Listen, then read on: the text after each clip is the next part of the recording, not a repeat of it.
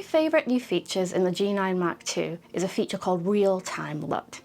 This enables you to import up to 10 of your own LUTs into the camera. You can then use these effects to customise both your photo JPEGs and your video files. So what is a LUT? A LUT, or a lookup table, applies a specific colour grade to your footage or photos.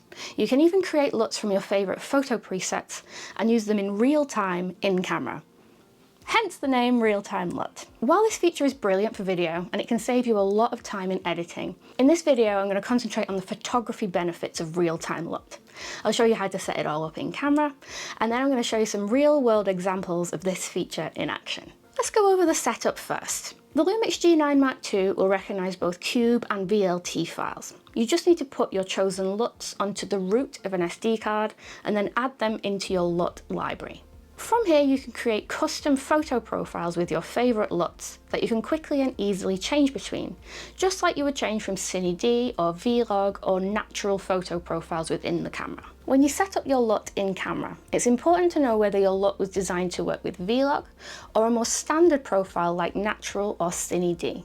As a general rule, if you're importing a converted photo preset, then you'll probably get better results using Cine-D or natural as your base profile.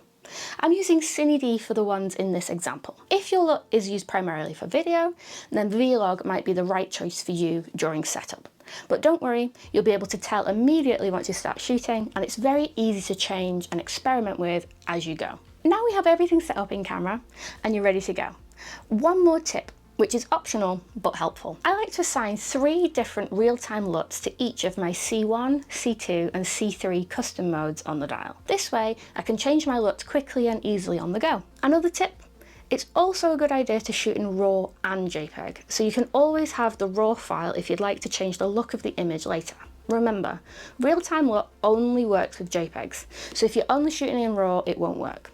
So either shoot in JPEG alone or RAW plus JPEG for this mode. Just like when you apply presets or LUTs in editing, not every look will work in every situation.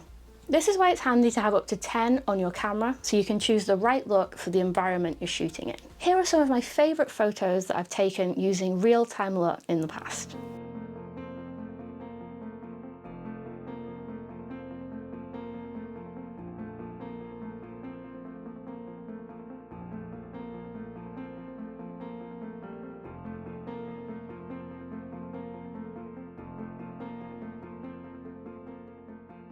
So that is Real Time LUT.